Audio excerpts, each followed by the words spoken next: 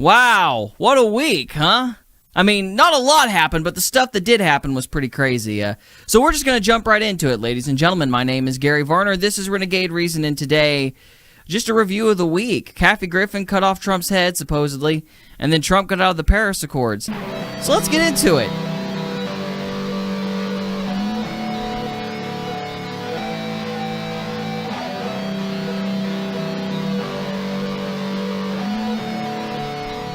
So undoubtedly you have seen the picture of Kathy Griffin holding up a dummy severed head of Trump. But apparently his son, Trump's son, Barron, didn't know that it was a severed head or that it was a fake head, and so he ran to his mom crying. There's actually a rumor. I have no idea if that's true or not.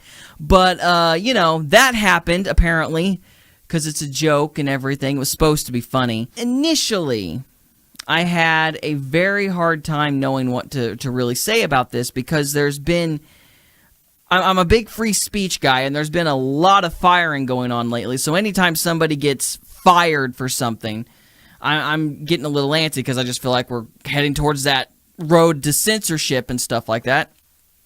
And I don't like to see it on either side.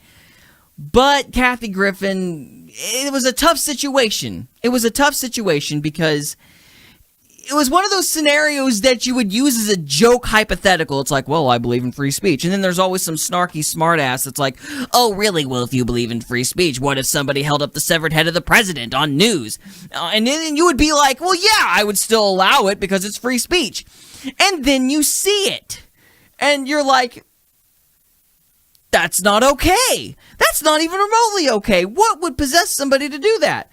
And so I have mixed emotions about it, but knowing what direction to go with during this video became a lot easier because Kathy Griffin is the gift that keeps on giving.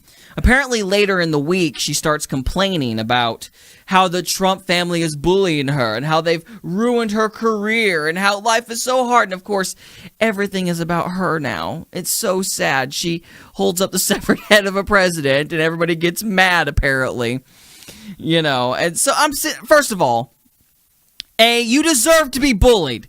You held up the severed head of the President of the United States. You deserve to get a little shit, okay? You have it coming. Second of all, you shouldn't be holding up the severed head of anybody. That's just a general rule of thumb, not okay. How in the hell would you consider that a joke? But I wanted to touch on something a little bit because the most important thing that happened in light of this whole saga happened, in my opinion, when Kathy Griffin tried to apologize on Facebook. She was trying to save her career. She knew CNN was probably going to fire her or something like that. And so she issues this apology, and that she said she thought it would be funny, and she pushes the envelope and all this and that. And an interesting thought occurred to me while she was giving this little spiel. I was like, you know what? No. You're not sorry that you offended everybody. You're sorry that you offended the wrong people. That's really the takeaway from this. That photo was designed to be offensive. It was designed to get a rise out of the right. Because in Hollywood, in the media in general, it's okay to beat up on Christians. It's okay to beat up on people on the right. It's okay to beat up on the Trump people. And so honestly, she was pushing the envelope, but she didn't think she was pushing the envelope. That's the thing that I really wanted to point out, because that's the thing that I don't think anybody else has said during this whole escapade. I mean, there's been a lot of videos on the subject, but the one thing I haven't heard is the fact, really, that she didn't think she was pushing the envelope.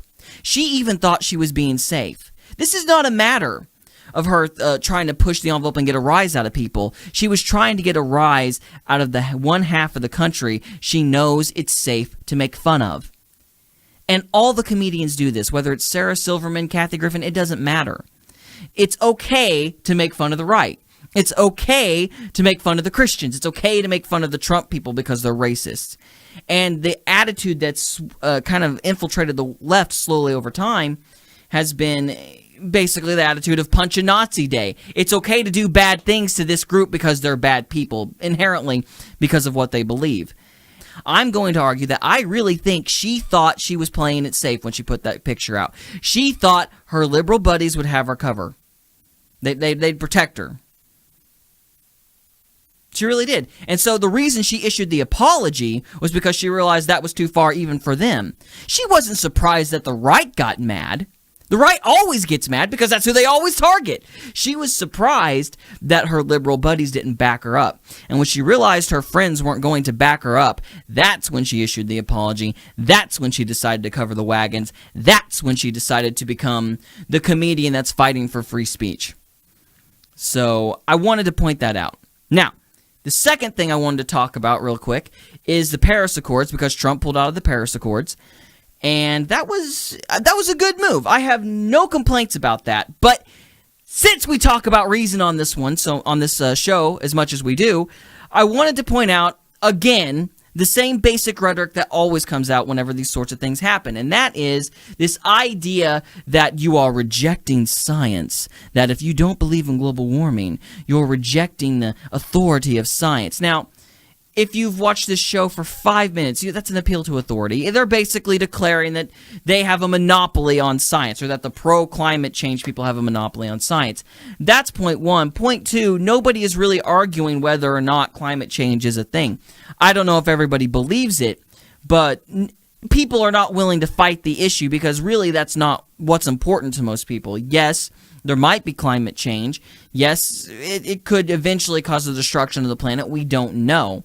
But the real question is it caused by men? And is there anything man can do about it? And should we trust these governments to do anything about it? And of course, those questions are always ignored because they're not good talking points and they're a little too nuanced. People don't want to think that hard. There is something else I wanted to point out that, again, I don't think anybody has really talked about, and I'm surprised they haven't talked about it. It's the Paris Accords were dangerous, not just because of global warming or anything like that, but they were dangerous because it was a global community trying to set regulations for the entire world.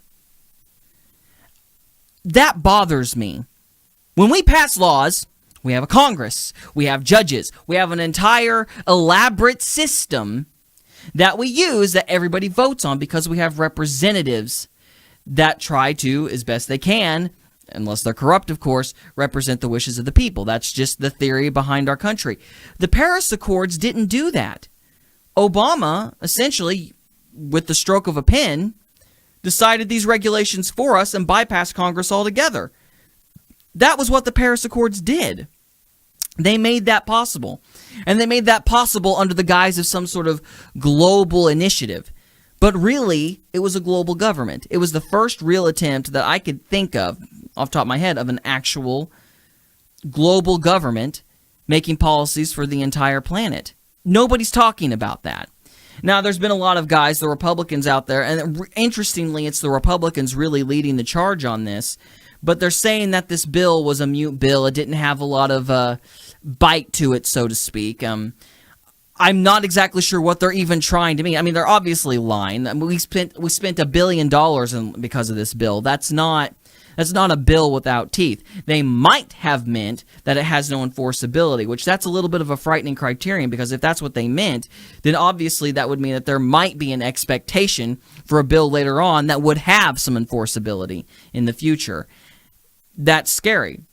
And so the subject of climate change aside, I want everybody to stop and think for a little bit.